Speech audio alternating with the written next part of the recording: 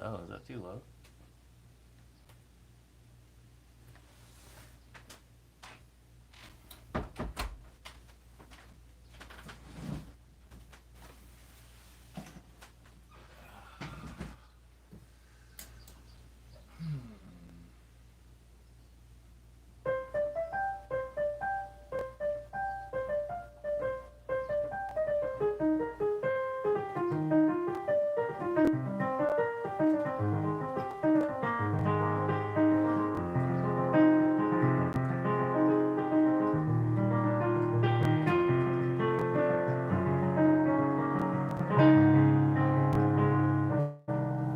Hello, Maddie. Hello, Potato.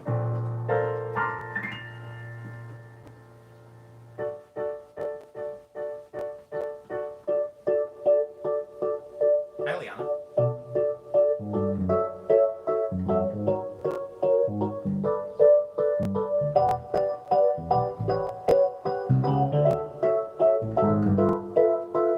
Oh, that's wrong. That's not how that song is. Hello, Jamie. Oh, Ava made it to the Friday one. I feel like I had a conversation with you yesterday, Jamie, in YouTube comments. Unless I'm getting my days mixed up.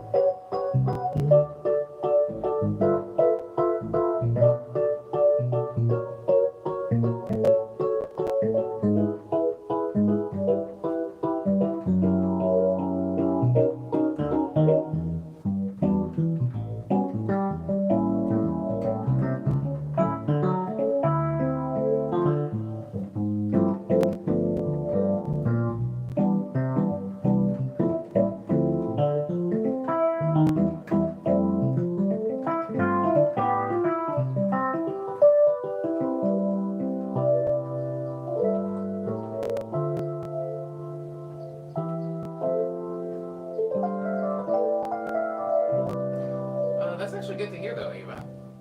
I had a similar yesterday. I had a similar yesterday. Oh, well, thanks, Jamie. Do you remember any songs from it? Because I don't. Do you remember any songs from it off the top of your head?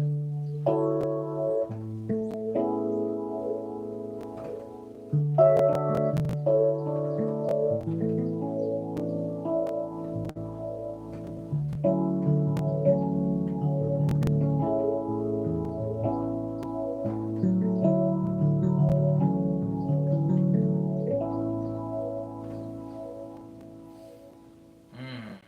All right.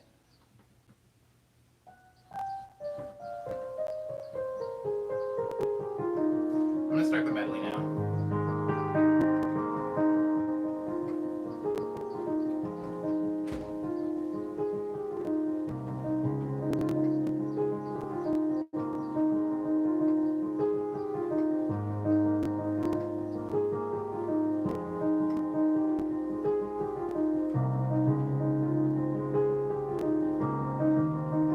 I don't know what a deck presentation is, Ava.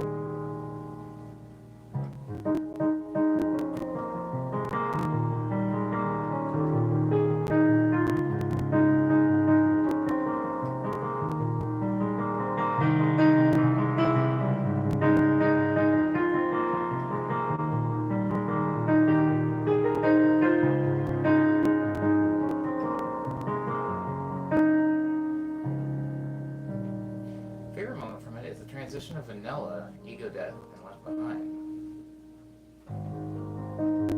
Wow. People don't usually make comments on the transitions, Jamie. Thank you.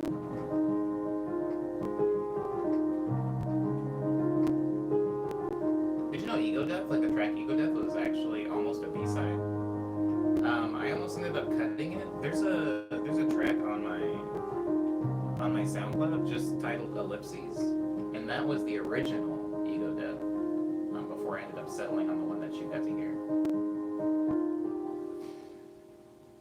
A deck presentation is just a PowerPoint, usually that you can present in a sales meeting. Word up.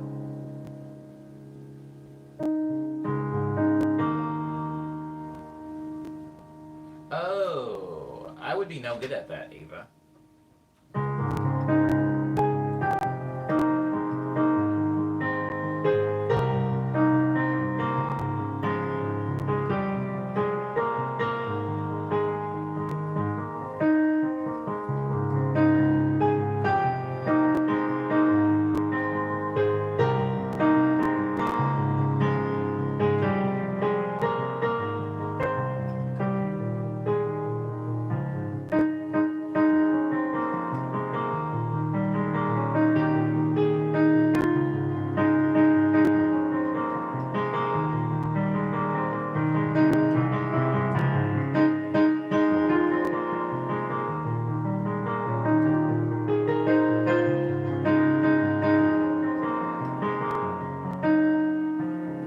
Thank you for taking the time to listen to it, though, Jamie.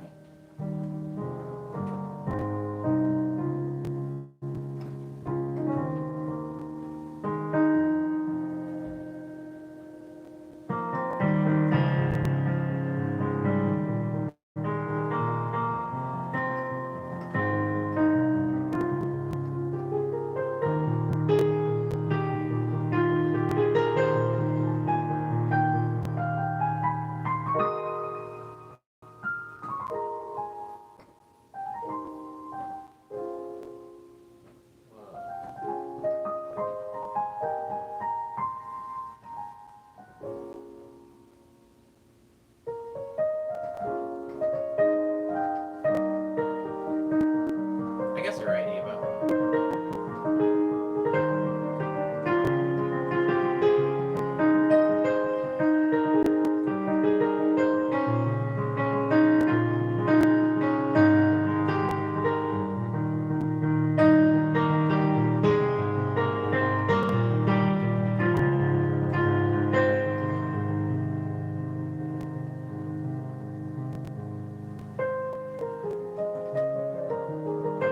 Hello, Nicholas.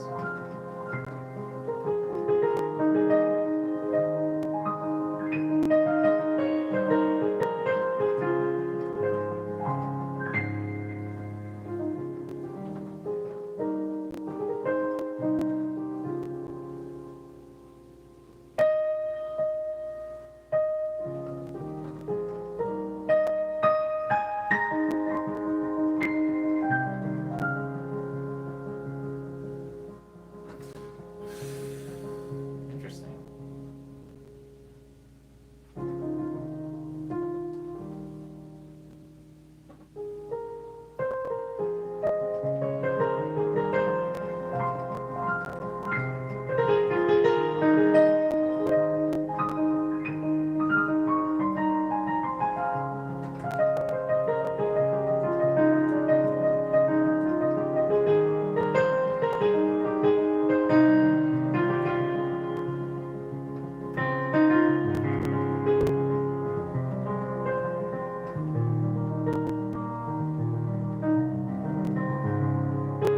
Or were they trying to scam you out of dark room?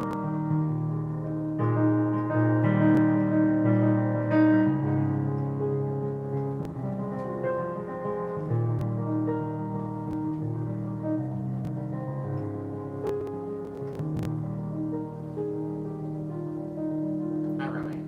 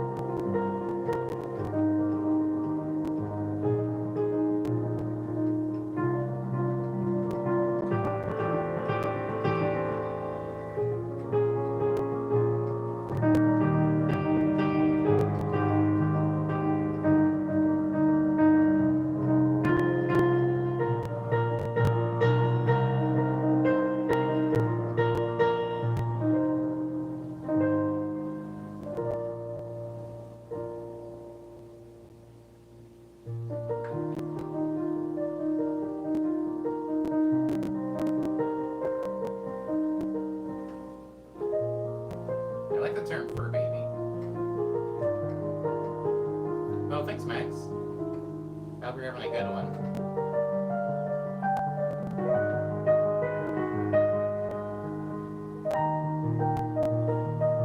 I'm sorry that happened to you, Dark Row. I'm not a scammer myself. Nor have I really had to deal with too many, actually.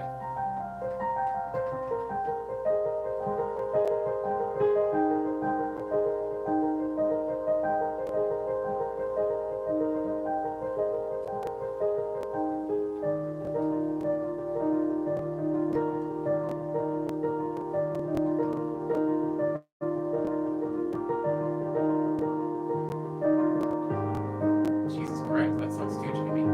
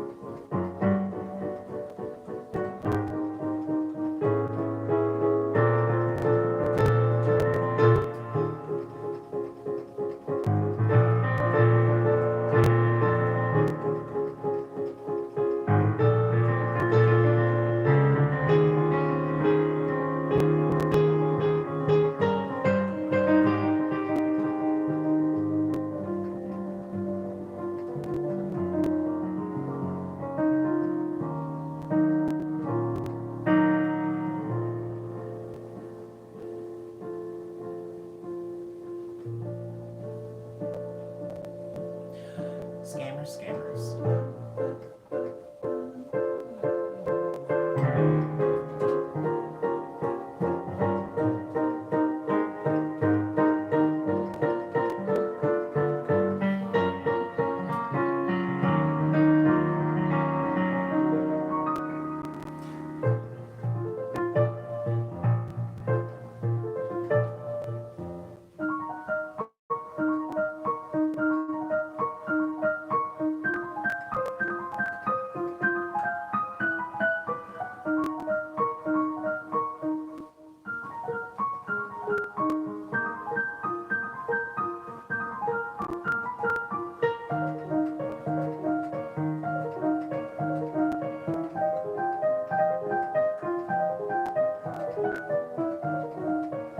Oh, word?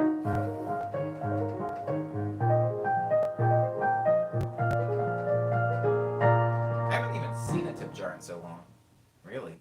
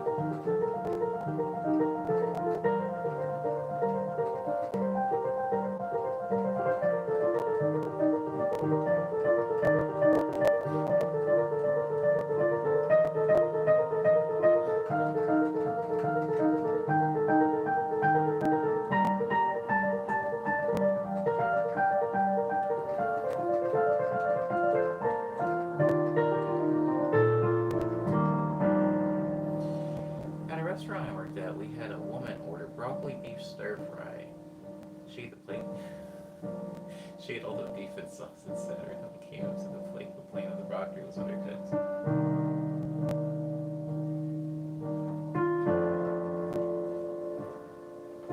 I want to know that if you gave her then a plate of appropriately cooked broccoli, if she would have returned to her seat and just eaten a plate of broccoli cooked to her liking.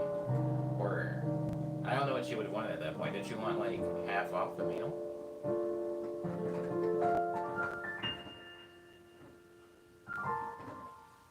That song's called Into Thin Air.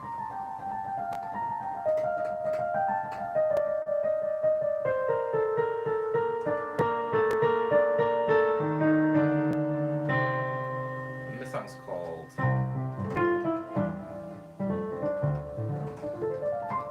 Clover Salad.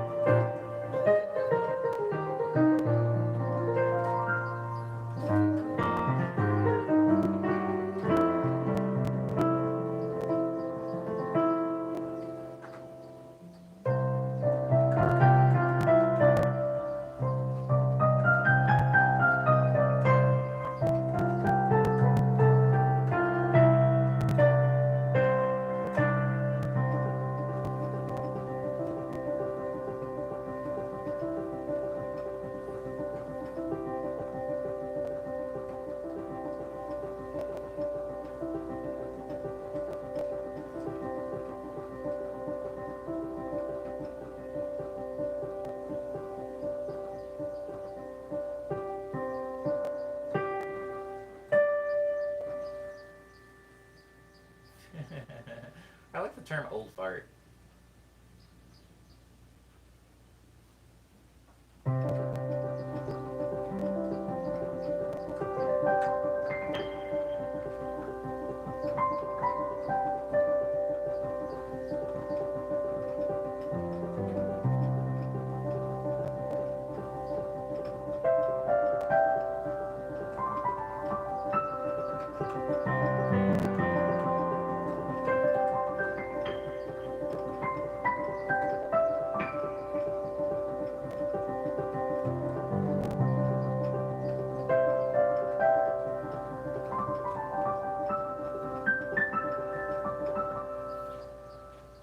Strapping lad.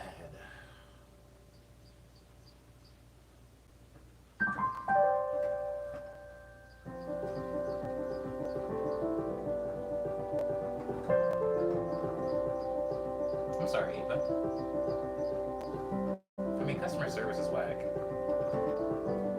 Customer service is whack, but I hope that everybody, I mean, I know this isn't true, but I hope everybody works in customer service for at least a few years.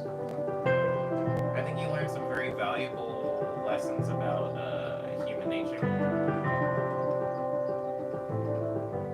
If anything, working in customer service taught me about a very specific brand of selfishness. And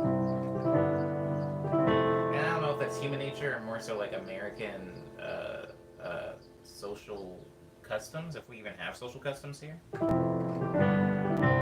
I think there's this sense of, the only reason I say specifically to America is because when I was in Japan, I didn't experience this. What I'm talking about is like when something's bad, people usually won't complain if the thing's bad and it's getting worse and it's getting worse. But then once it touches them, they have a problem.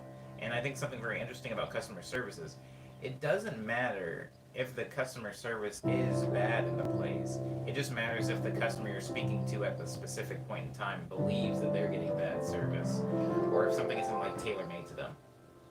That's something that I didn't quite think would be true, right? I didn't think that would apply to American people as a whole. whole. But yeah, I'm glad that I did work customer service because I think it taught me um, maybe what to expect from people. It being really low, like it allowed me to adjust the bar a little bit. Sometimes to help myself, like I will sometimes err on the side of people being actual monsters so that I'm kind of pleased when they aren't, right? If somebody opens the door for you, or if you're in a restaurant and somebody like takes a napkin and they wipe down where they've made a mess in the restaurant, or they take their tray to the garbage can, you almost look at them and you're like, oh wow, what a decent human being. You almost see them favorably when really they're not doing anything so special. I think that that's what working in customer service has shown me. It's shown me that people typically don't. People will drop things in the store and it'll shatter, and then they'll just go, I'm gonna leave now. They won't even like go to get anybody for help, let alone pay for the thing they broke. I mean, so when you see somebody that's operating, decently, it kind of it's a shock and it's a pleasant one. I think that all of my jobs have been customer service actually. Technically, one wasn't customer service, but I counted as customer service because I was taking care of old people. If that makes sense. It's not really customer service, but working in a retirement home feels like customer service. It feels like a customer service exchange that never ends. So even though that technically wasn't customer service, I count that, which I did for a pretty long time. Old people are pretty selfish, for the most part. For the most part. You run into a really nice few every now and then. It's weird. There's something that people who have lived a really long time have that I don't know how to like you just can't get, right? I think people often talk about like, oh, if I could go back into high school, my high school years with what I know now,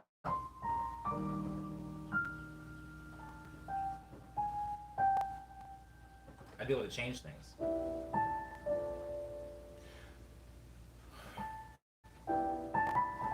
But even if somebody went into a time machine, right? They went back to like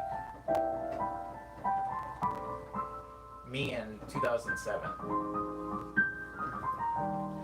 and told me all the answers to all the questions and the people that were going to disappoint me and the people that were actually going to end up being good friends.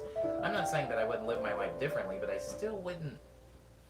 I wouldn't manage to be able to fix things because I feel like the like cruel joke is usually you're only able to navigate the thing after you've been through it a few times. You kind of can't give somebody shortcuts, and so there are a lot of things that I feel like you learn about people and you learn about how people behave through customer service that you kind of just can't learn any other way. You can't learn as the customer, you have to learn as the servant.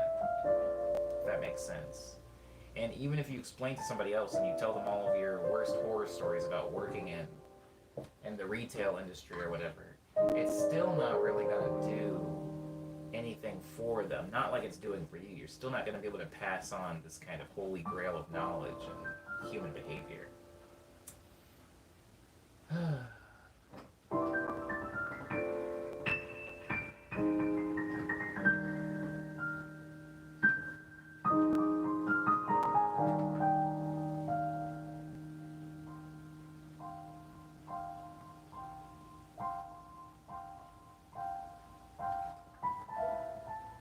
No, I get that, Romaine. Romaine, oh my god.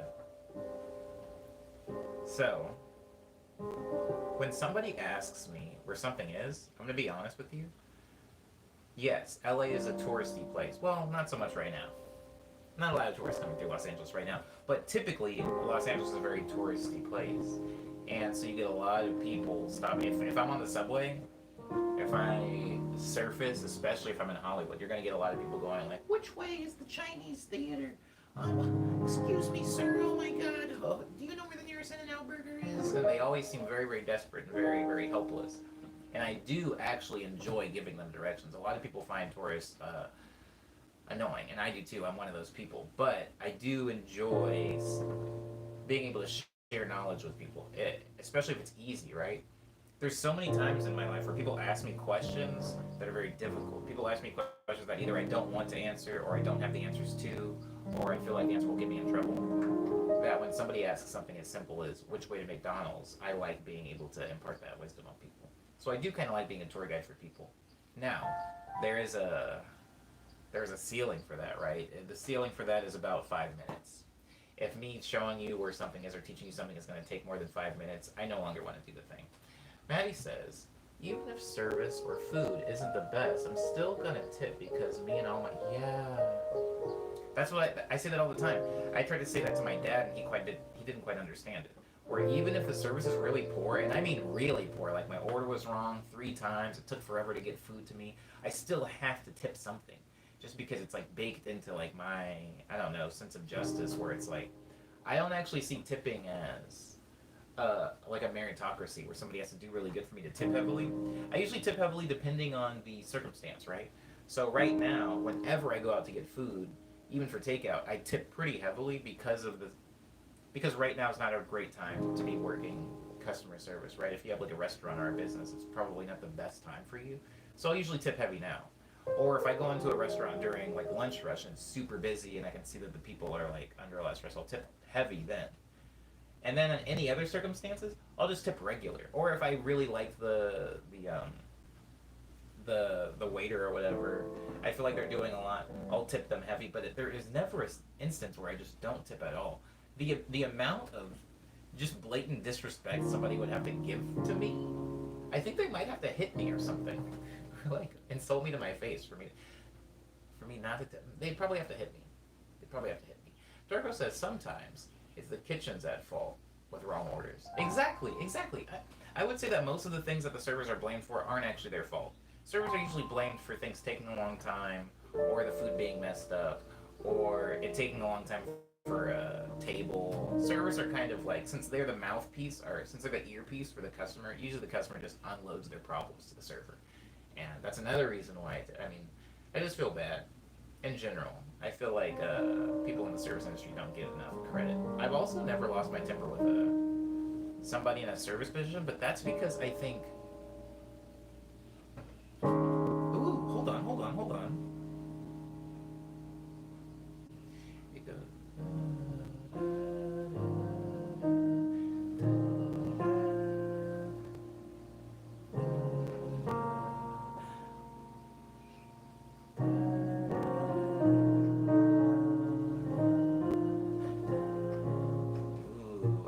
Closer.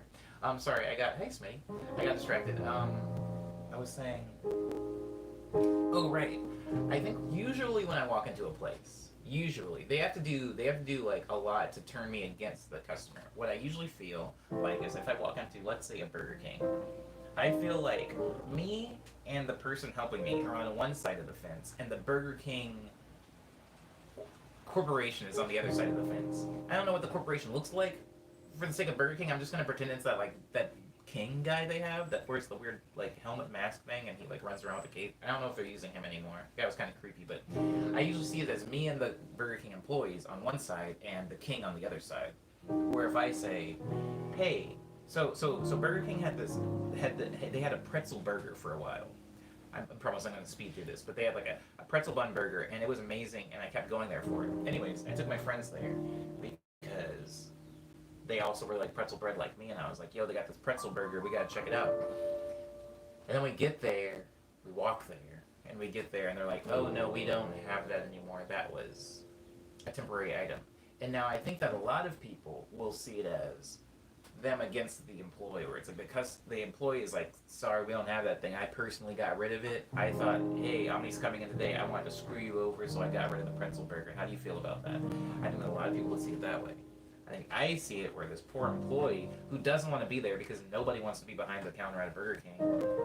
They're literally being paid to be. If they wanted to be there, they wouldn't need to be paid. Anyways, the point is, I see them as somebody who's on my side of the fence, and the King has taken the pretzel away from me, and they're sad, and I'm sad, but we're together. We're on the same side of the fence. I think that a lot of people when they walk into establishments is they see the person and they see IKEA on the front of their shirt. Yamaha. They'll see Yamaha on the front of their shirt and they'll think, you're Yamaha. So if Yamaha doesn't think you did it, you are Yamaha. And I think that is a weird form of dehumanization. Oh, one of my bow ties fell. It's a weird form of dehumanization that starts the process of people mistreating employees. I think they see the employee as some type of like a limb of the corporation instead of just the same as them. The corporation is the weird one. Anyways, I haven't had Burger King in a while. Romaine says I'm extremely grateful that I've had very few truly irate guests to deal with. Even then, I actually went back to the manager to apologize for their temper. Wow. That's a rarity. You are very fortunate, Romaine. I have not had that. Some people who have been here know my work history. Some only know the recent one. Some people know that I was at IKEA for a pretty long time. And as you can imagine, customers in IKEA are terrible, but it's not their fault. In the same way as working at IKEA, I didn't really see the customers as being against me. I saw them as being on my same side of the fence against the big Swedish corporation that is IKEA. So IKEA, the entity, had made them walk 4 miles through this really, really confusing store, and everything's written in Swedish, and you have to write down these series of numbers to know what. Then you get all the way to the end, and the thing you want is out of stock, and they come to me, and they're upset. And I see them, and I'm just like, I'm so sorry. I don't like this corporation either. I think it's whack that they did that to you. But the way they have it set up, I'm the person that's going to give you the bad news, and you're going to think that I am Omni IKEA, and you're going to treat me like that. And usually it ended up being pretty bad. People in IKEA are just so hopeless and sad. They're usually very stressed, and they're usually very tired because they've been walking a lot. And very few people that come to IKEA know how to speak Swedish fluently, so. Anyways, Jamie says, I do something like that whenever we are out of something at work and I have to tell the customer. Like, if we are at a lemon loaf, I try to make sure they know I'm also sad that I can't have one. That's some psychology, Jamie, because yeah, I'll do the same thing. I'll do this thing like if I'm giving bad news to a customer and they're like, how come I can't get whipped topping on it anymore? I got whipped topping on it last Saturday. And I'm like, oh, I know. Same here. Oh, I love whipped topping. But they'll fire me if I do it. I want to give it to you. It's fun for me to make. It's like a nice little treat. It's like a vacation for me to put the whipped topping on it. But they'll fire me. And I have debt. You don't want me to, oh my God, you don't want me to be homeless, do you? And then they're kind of like, well, this IKEA corporate, I don't like it. And I'm like, yeah, I don't like it either. You want me to get a manager? You can tell them. I'm not allowed to. They put a gag order on me. You have to do it. Can you please do that for me? And they're like, yes, I will. Get your manager down here. Then I call the manager down. I think if you like to use psychology to make yourself sound like you're on the same side as the customer, because you are, usually it makes the customer a little, like it stops the dehumanization process because they're like, oh, this person I'm yelling at has feelings too. Wait, they agree with me? Oh, cool. We're both irate. We're both mad that what was it? The lemon loaf is gone. Oh, it's our favorite. We're friends now. The lemon loaf. It's me and you against the big kahuna. Anyways, IKEA was a terrible job. Don't work there. Don't work there unless you, wait, why would you work there? The pay's okay. The pay's okay for a retail job. I'm not going to talk about IKEA anymore. I'm sorry, guys. I'm going to continue the medley for a little bit. Here's some songs from Signals. This will be a Signals exclusive medley for the next 5 minutes.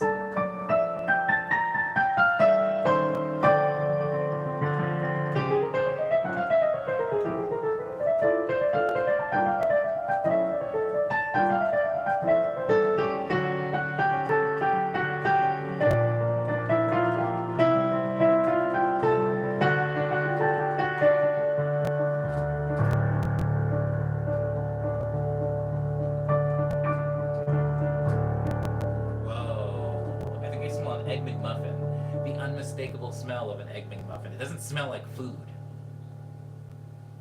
It doesn't smell like egg. Yeah, I definitely smell an Egg McMuffin. Oh, that's weird.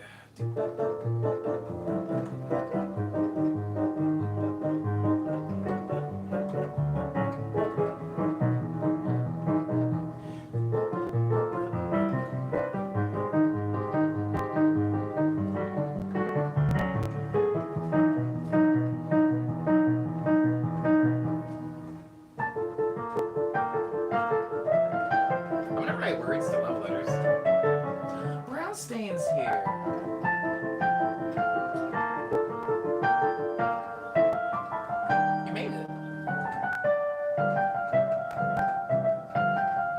How are you doing?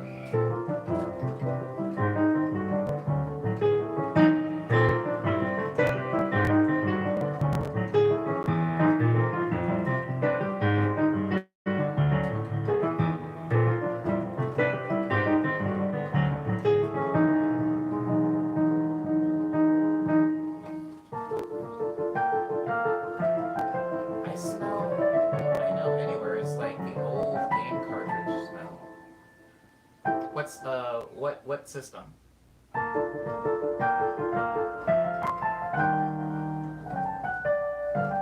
we talking Nintendo game cartridges? Because if you're talking like Nintendo 64 and Super Nintendo, I think they have the same smell. I think they have the same smell.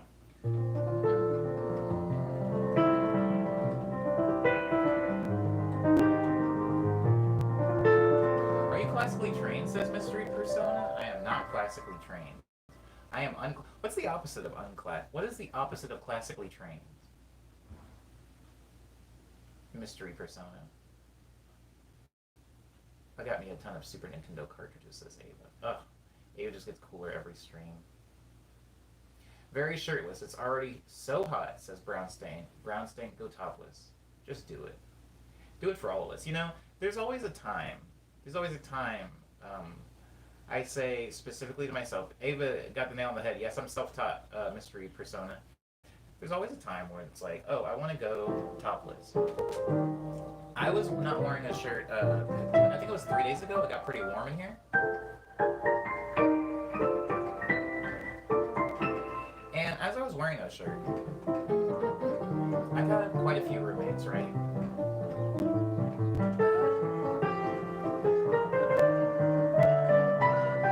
I've had a few roommates. Some of them, they've been, let's just say I've had a wide range. I've had some older than me, some younger than me. I have some, like, fresh out of college dudes. I've had some fresh out of a relationship women. And a trend amongst the fresh out of college dudes was walking around the house without a shirt on. Now, at first, it's kind of jarring. I paid for the couch. I have a couch. Something about people's skin on the couch bothers me. Now, this is a me thing. I know that this is not an everybody thing, and so I try to keep this bit of, I guess, my idiosyncratic personality to myself, right? But I do not like to see bare skin on my couch. It makes me want to wash the couch covers.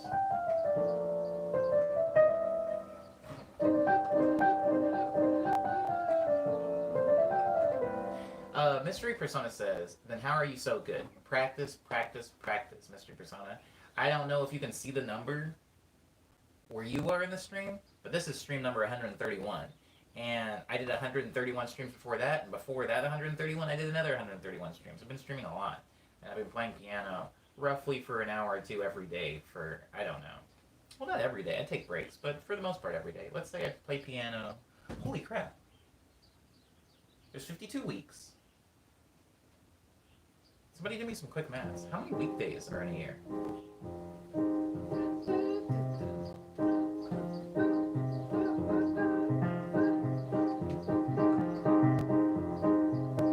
Anyways, there's 52 weeks. But how many weekdays? Sorry, did I not specify weekdays, Liana? I meant how many weekdays are in a year.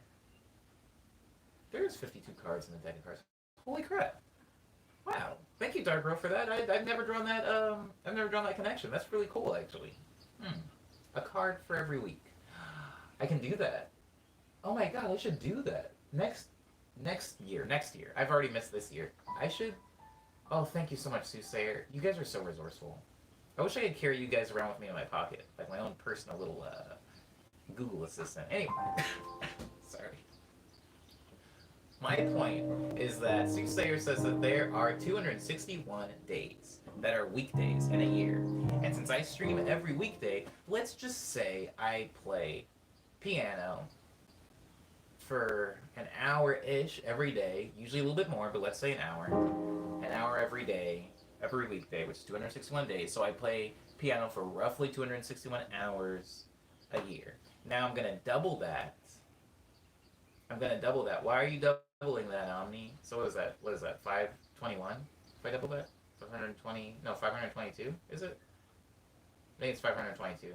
Somebody can check my math, but I play piano for about 522 hours a year because I also play piano when I'm recording music, right? And you've seen the videos I upload every Tuesday. I have to play piano in a lot of those videos. So I would say that there's a lot of hours I'm spending on the piano. Mystery persona. So that's why I'm so good. Not because classically trained, but this is just what I've spent a lot of time doing.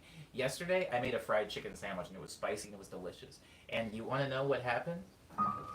It took me 3 chicken breasts to make 1 chicken sandwich because I ruined the first 2. The first one was inappropriately breaded, and the breading kept falling off of it. And the second one, I cooked it too fast. Therefore, the outside was cooked and the inside was still very pink and gross, and it was filled with all kinds of salmonella. So I didn't eat that one. But the third one, I finally got right. If you just stick with something, usually you'll figure it out, even if it's really upsetting. But that doesn't mean that I was trained. I didn't have any culinary training. I just had 2 chicken breasts that I could pretty much destroy. And in the case of piano, I have a lot of hours that I can destroy because life is a really long time. Jamie says, my only interaction with Nintendo 64 and GameCube would be playing them at McDonald's when McDonald's did that. Same for GameCube, not for Nintendo 64. I actually did own a Nintendo 64.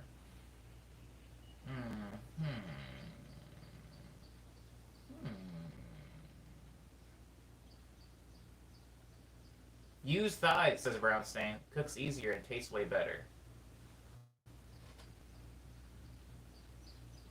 I use thighs, Brownstein, when I'm making quesadillas. For some reason, I like dark meat chicken if I'm eating like Mexican-based dishes, but if I'm just making like a sandwich, I prefer white meat chicken.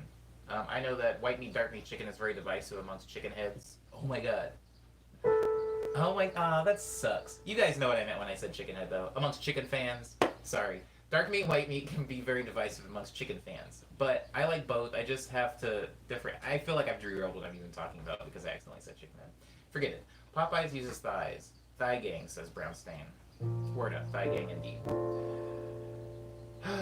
Does the hours contribute to someone's own sound, says Mystery Persona. Absolutely they do.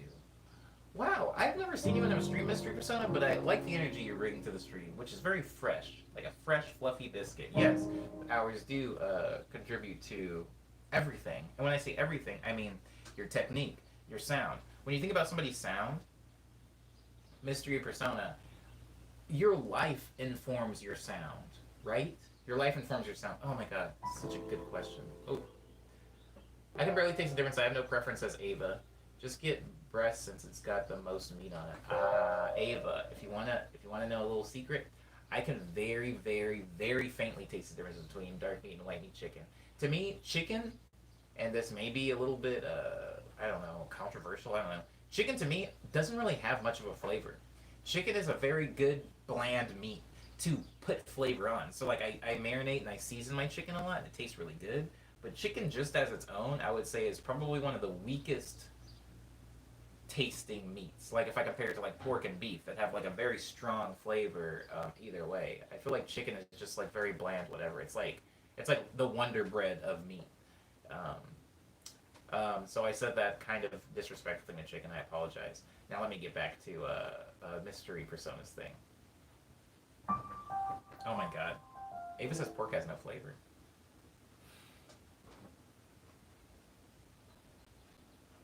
I believe you, Ava. I guess for me it's like weird because pork is like so versatile, right? There's like ham, there's pork chops, there's bacon, and certain parts of the pig definitely have this very specific flavor, but I wouldn't say that like a pork chop has much of a flavor to me either. But bacon definitely does, as does ham. I do feel like ham kind of has a flavor. Bland chicken is a perfect carrier for spices, says Soosayer. Don't do it, Soosayer. Don't get us derailed on food talk. I have to finish. Stop it, guys. You're piling on. I have to finish Mystery Persona's question, which is very good, by the way. Mystery Persona says, do the hours of you playing... Yo, what does that mean when birds start doing that thing where they're like... Okay. I'm gonna focus and finish Mystery Persona's question, but I do need to talk about that bird thing because I keep seeing it, and somebody in the stream might have answers for me. Um, Mystery Persona says, do the hours contribute to your sound? Mystery Persona, your sound, don't think of your sound as a tangible thing. Think of your sound as your life, right? It's like saying if you were alive, you are actively contributing to your life just by being alive. By looking out the window and seeing birds doing something that was very weird, I have contributed to my life. If you sit at a piano and you play it for 5 minutes a day, which is a very short amount of time, it is going to contribute to your sound because your sound is informed by a lot of things. Your sound is informed by what you hear, what you see. It can be informed by what you smell. It can be informed by the environment that you're in. It can even be informed by your hands. Now, yeah, your hands, you use them to play piano, so that might sound obvious, but for example, there's a bass line that I use a lot, which is this. I've talked about this in the stream a bunch, so this won't be any news to a lot of people, but I usually will take my pinky finger and my index finger and my thumb, and I will kind of roll them to play bass notes. It's what's comfortable for my hand. For my hand. Maybe it wouldn't be for yours or somebody else's. It's comfortable for my hand. So that's how a lot of my bass lines sound. If you take songs like Key Line and you take out the chords, that's what it is. That's what the bass line is. If you listen to the bass line of the song Jumpin' Jaybird for Maddie,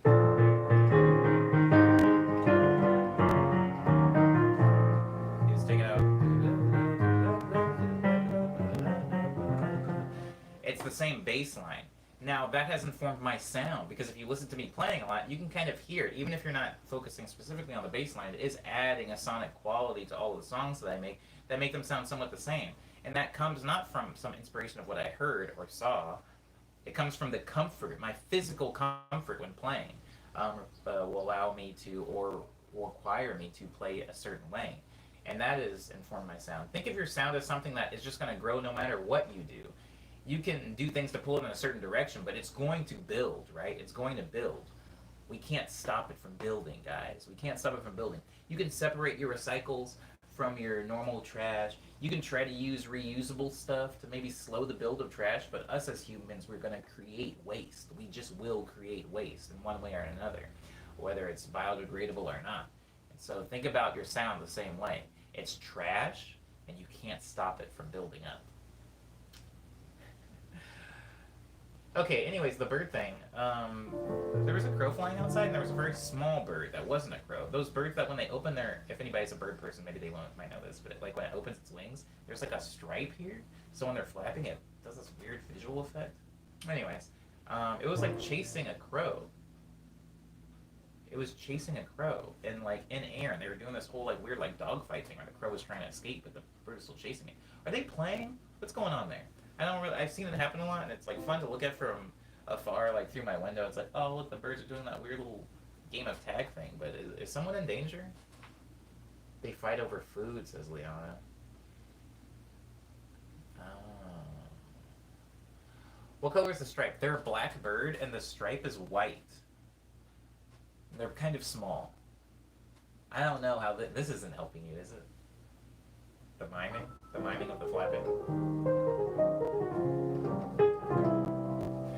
So.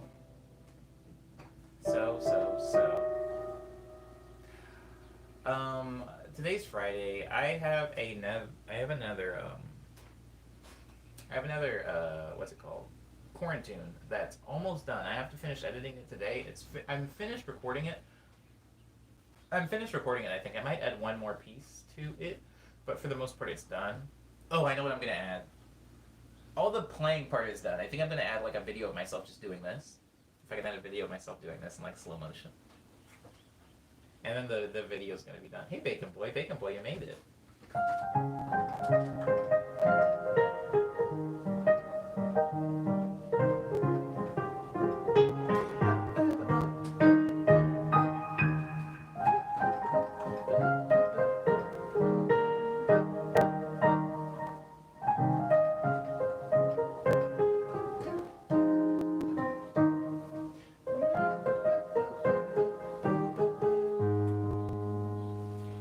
White stripe, wing or tail? It was definitely wing, and it was going this way on the wing, not out that way. It was like this way, and it was pretty thick. There was just one on each wing.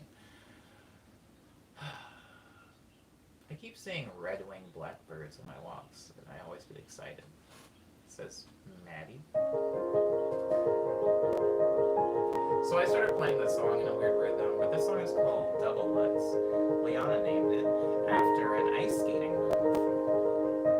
This part of the song particularly, it makes me think of ice skating.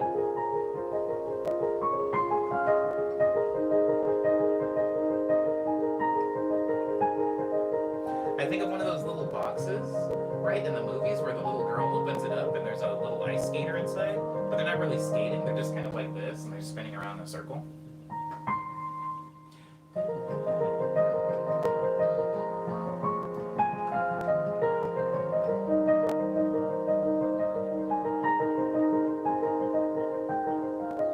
It is Friday, Cyber. What are you doing?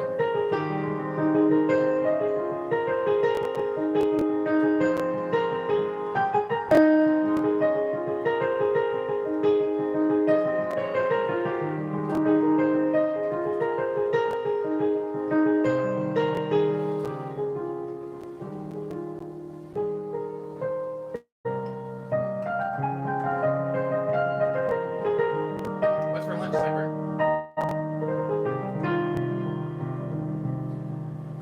What's for lunch?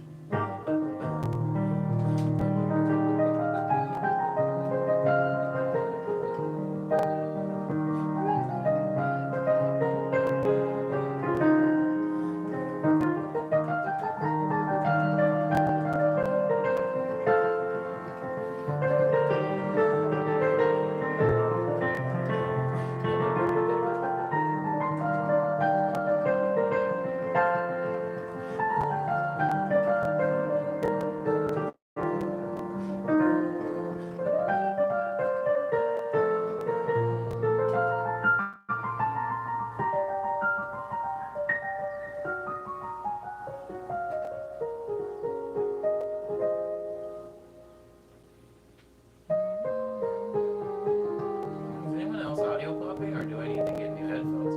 Yikes, I hope the audio isn't popping for everyone. Local place called Jackie M's that makes these ghetto egg rolls. They're called soul rolls. That's pretty funny.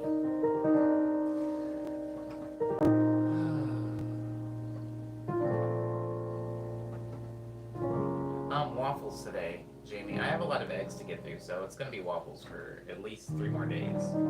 I need to get through these eggs before they spoil. Philly cheesesteak and a bunch of other stuff. Interesting, Cyber. How are musicians able to support themselves? Is a day or night job needed? More fresh biscuit questions from the mystery persona. My masked questionnaire. How are musicians able to support themselves? Well, there's a lot of different answers to this mystery persona. One way that musicians are able to support themselves is by having very wealthy parents who have already done a lot of the groundwork financially so that their kid can kind of like goof off and just explore themselves artistically while not having to worry about starvation. Another way that artists or musicians specifically can support themselves is debt. A lot of people are living in a certain base level of debt, just barely being able to get by, and I feel like that has been a tool for a lot of musicians. If we're looking for a more difficult but maybe viable way, musicians can be musicians but have jobs. Don't think of musicianship or even being able to perform music as... Don't think of it as like a purpose, like a thing that you have to do in lieu of a job. It's just a thing you do. It's like being a musician is like being a skateboarder, which is also like being somebody who builds Gundam figurines. It's just a thing you can do. It doesn't necessarily have to support you. You can have a job and also build Gundam figurines. You can have a career and also know how to do a kickflip. It's not like it has to be an either or thing, mystery persona. But if you're asking about ways musicians specifically can support themselves with their own music, there's a lot of answers to that as well. There's score work. For example, I do a lot of composition, so I do scores on the side, like scores for animation or scores for video games. Performances are a big thing, right? Right now, it's kind of hard to perform because Well, I don't need to tell you why, but it's really hard to perform or go on any tours right now because of the current situation. But before that, yeah, touring was also a way to make money. Also, you have merch. There's a lot of ways to make money. There's streaming on the internet. If you listen to somebody's music on Spotify, that does generate income. It's not a lot, but it does generate some income, and that income does go to somebody, whoever owns the rights to that music. So there are a lot of ways to support yourself musically, Mystery Persona. I would say that typically it's more of an amalgamation of things that is just one specific thing. It's not like there's somebody that's like, all of my rent money comes from touring. It's usually like small things, right? The YouTube streams, sometimes I'll get donations from the YouTube streams because people are very nice to me on the internet for the most part. Or I'll go out and I'll play a show and I'll get money from that. Or I'll do a score for somebody, a commission, I'll get money from that. Or I'll do production for another singer, I'll get money from that. There's a lot of different ways, but think of it as any different artistic career, Mystery Persona. Art, it can be a job, and when you are working a job, you are paid for your work, and there are a lot of ways. It's not just one way. Say if you're an animator, to get paid for your animation work, you know, you can have a lot of different income streams, revenue streams. My dad used to make a living in a band. He'd just call up bars in the state and go on little mini tours and go from gig to gig. Heck yeah. Oh, your dad sounds awesome, by the way. That's how I got some of my first shows. I used to literally call venues and call bars and clubs and stuff like that. Heck yeah. Heck yeah. I love building Gundam, says Penella Leo. Thank you. Thank you for chiming in, by the way. I didn't even see that you were in here. Nowadays, internet exists. I'm sure that helps a ton, says Ava. It does help a ton. Less legwork. More brain work, but less legwork. Bra support, says Leo. Yes. Does that help? Does wearing a bra help? I don't wear a bra. I don't know if that helps. I'm sure it helps. I'm sure it helps to some degree. That's what people do it. The Brownstein says, how do you get into the score game? I've been doing a lot of synth stuff, and I want to use it in something to see if someone wants to use it. My dad is mean, but I respect the hustle, says Ava. I like Ava.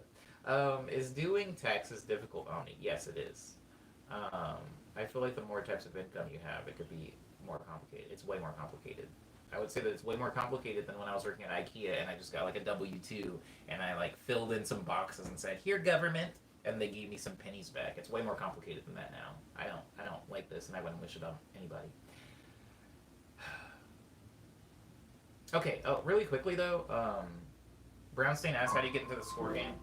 Brownstein, there's not really one answer to that. Here's the thing. I'm gonna give you 3 tips of things that could help, but they're not necessarily things that you have to do, and they're not necessarily things that, if you did them, they would guarantee you a scoring gig. But scoring. Sorry, I just see like Penelope talking about croissants and it's distracting to me. Scoring. When people are looking for scores to a TV show or to a video game or to whatever, they're not trolling through SoundCloud to look for people that are capable. Not because they don't care, but because they don't have time for that. In the same way that when people are looking for music to put into ads, they're not going to go through the internet and look up a good song. Typically what they're going to do is they're going to look at a publishing library, which you can get in through ASCAP and stuff like that, and they're just going to pick songs from a library that they already have. Now, that being said, we're not talking about ads, we're talking about scoring.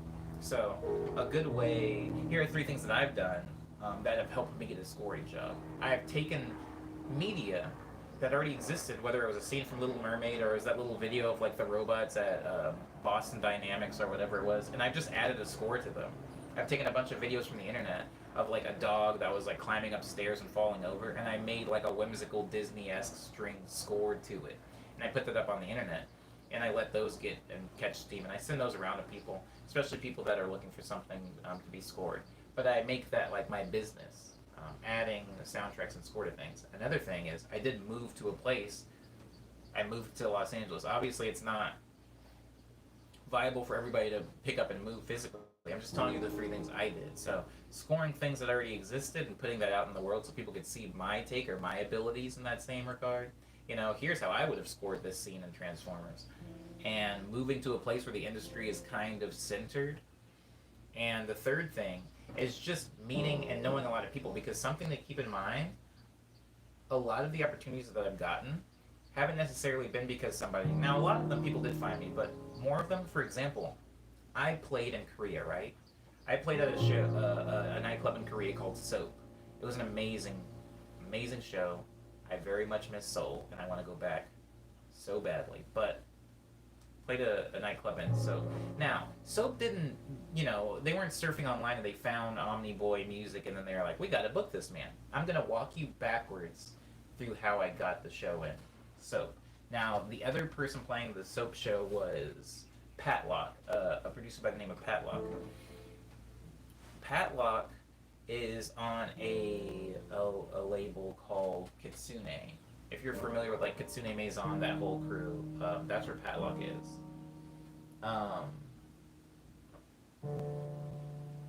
I made a remix for Patlock. I posted like a lot of my videos to Patlock, like a lot of the videos of me like messing around the keyboard because he also does that. And I was like, hey, we're the same, me and you. So I posted a lot of those to him.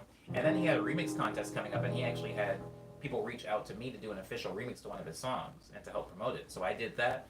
Months down the line, I ended up playing a show with him and Hood Boy at a warehouse in downtown Los Angeles, just because he was like, oh yeah, I know this guy, he makes really good music, he does a cool live show. And then 7 months after that, he asked me if I wanted to play with him because he had a residency that he had gotten in Korea. And I said absolutely. And then 5 months later after that, I ended up flying out and playing that show in Korea. So I did get to play a really cool show, but if you really walk it back, it was just a series of me putting myself out there and making sure that I knew everybody and everybody knew what I did. Because when people need a DJ or people need somebody to score their game or people need somebody to take their photos for photography, they don't go into their brain and go online and go, who takes good photos? They usually go, who do I know already who has a camera and is pretty good with it? And they go, oh, my friend's boyfriend has like a DSLR and he's always posting photos to his Instagram. I should hit him up and see what his rates are. That's how people typically hire people in the art freelance world, Brown's saying. So if you want to get hired for a specific job, you kind of have to make sure you know people, or more importantly, that people that have those job opportunities know you. And so when they are thinking, oh, I need to hire somebody that is really good at like makeup because we need somebody to do hair and makeup for this. Oh, I actually know somebody that does that because they're constantly posting it on their Instagram and they're constantly talking about it. You kind of have to just turn to this annoying person who just lives and breathes your art so that anytime somebody thinks of music, maybe they think of you, or if they think of you, they think of your music. And they're like, oh, I know somebody who can do this. I would say, just throwing a random number out there, I would say like 80% of my opportunities came about because somebody was like, we need somebody who can do this thing. Oh, Omni, obviously, he's always posting keyboard videos and stuff like that. He could do this. Or we need somebody to remix this song. Oh, that's right, Omni's always remixing things. I think that's how it works. Hello, Jordan B. How are you doing? I hope my diatribe was in any way useful or helpful to you, Brownstein.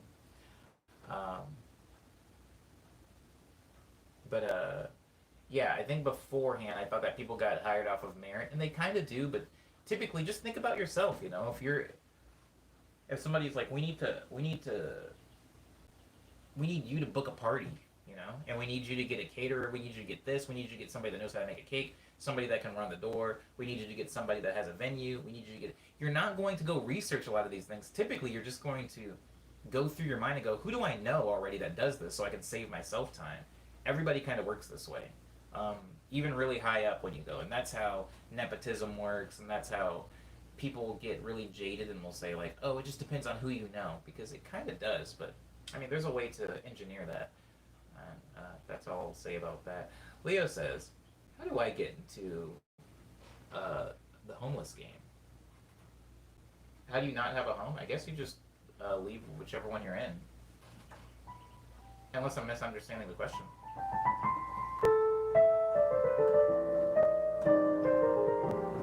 I don't remember where I was, music-wise. I'm good, thank you. Your Snap story, IG story. Oh, what about my IG story? Be an artist in the 80s, Leo, says Brownstein. I mean, I was homeless for a minute because I wanted to move to a big city where I didn't have a home or a job lined up. That was me. I'm going to do... Hold on. my laptop died, which is my monitor. So I have to turn up the brightness on my phone so I can read any of the comments, because otherwise you guys are in the dark for me. Now I am going to start wrapping things up. Feel free to ask any questions or make any comments, because this is the last stream of the week, everybody. You're in the final morning medley of the week. I'll be back here for 1:32 on Monday. But until then, I'm going to leave you guys with some news. I did put out my latest song called The View. It's about being infatuated with somebody and driving around in a car and not knowing what to do about it. So listen to that if you get a chance. It's a fun one. It's a fun one, I promise. I also have 2 EPs out. One's called Ego Death, the other one's called Quick Breath. Ego Death. Jamie listens to Ego Death finally, and that warms my heart, Jamie. Thank you for that. I really do appreciate that. I worked really hard on that body of work, and you bringing up the transitions did make me happy. So thank you for taking the time to listen to it, and also for being here in the stream and telling me that you did, because that's sweet. But I did release Ego Death and Quick Breath. Ego Death is pretty ambient, while Quick Breath is more upbeat. Omni, would you do Stevie Weeby again? Yeah, if he asked me, sure. I would do anything for that dude. That guy's like my dude. That guy's like my dude. English is such a trash language. Found it from Parody and Coast repost on SoundCloud. Word. Yeah, me and Stevie do have really good chemistry. A couple of years ago, we went to a haunted house together. Or we went to a theme park that had been refitted to do haunted houses, and I tell you, that was one of the most memorable nights of my life. Me and him are like, we're like fast friends. I'm not even his friend. That's the weird thing. I'm his girlfriend's friend. And his girlfriend introduced me to him, and now I feel like I talk to him more than I talk to her. Weird things. But yeah, I would love to do that again someday.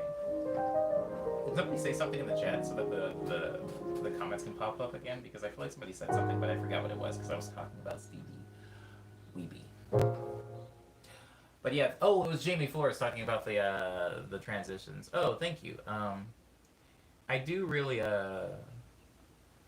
enjoy putting transitions into my songs. It's just harder. It is harder to do.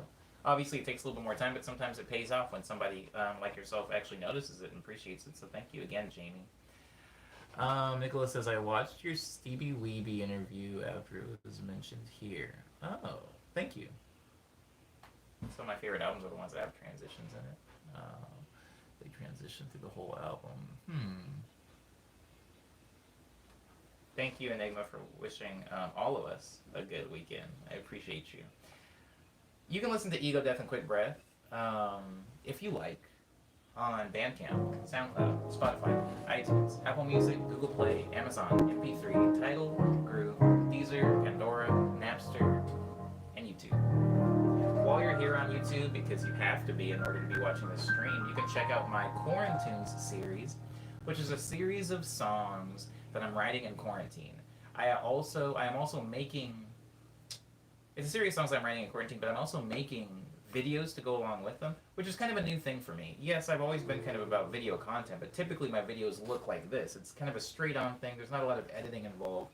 But more recently, I've gotten into video editing, where I'm putting a lot of, work into them, whatever. And so if you look at the Quarantine series, this is what I'm doing. I'm doing it every Tuesday. Every Tuesday while the quarantine lasts, I'm going to be putting out a new song featuring a new video. And today I have to finish a lot of work on the most recent video. So hopefully you guys will be around for that. I feel like I've really...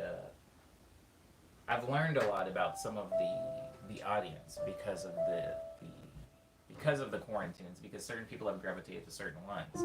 I have some quarantines that are definitely more upbeat, almost like future funk inspired. And I have some that are much more chill. I think this one coming up is going to be very middle of the road. Last one's a little bit more ambient, like less streams. So I guess listen to those when you get a chance. The first one was called Honeydew. The second one was called French Lavender. The third one was called Home Is You. The fourth one was called Dreams Come True. The fifth one was called I'm Not Dead. The sixth one was called Old Enough. And the seventh one is coming out this Tuesday, and it'll be called... Do I want to name it right now?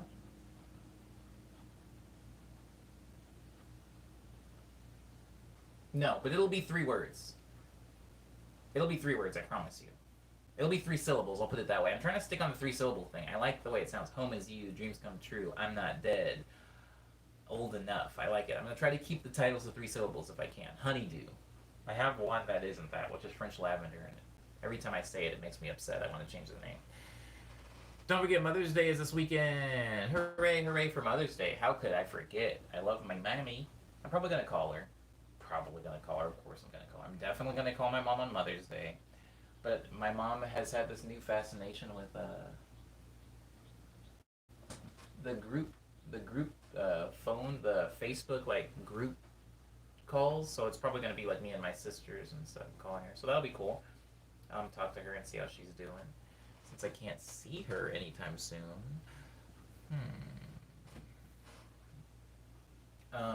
But thank you guys for supporting the quarantine series. I do appreciate that. There will be another one this Tuesday, I promise.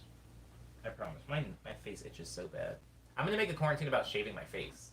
I'm going to make a quarantine song, like a jingle about getting rid of this freaking Billy Goat beard thing I have. Okay. The rest of the news, you know how it is. There's no tour dates to announce because nobody's touring right now. I'm not even going to be playing any internet shows anytime soon. I'm just going to be chilling. I have a lot of work to catch up on, so I'll be spending time with that. I hope everybody else in the room has a great Mother's Day too. Liana, thank you for that.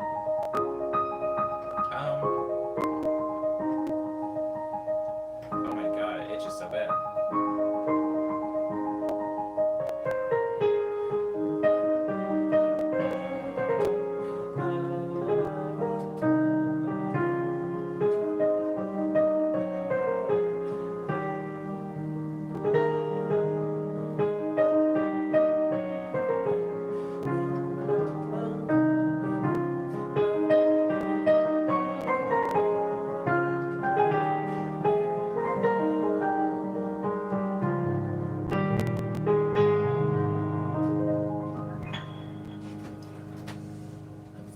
Croissants now, says Maddie. Flaky Friday. I like it. Maybe I should do a croissant.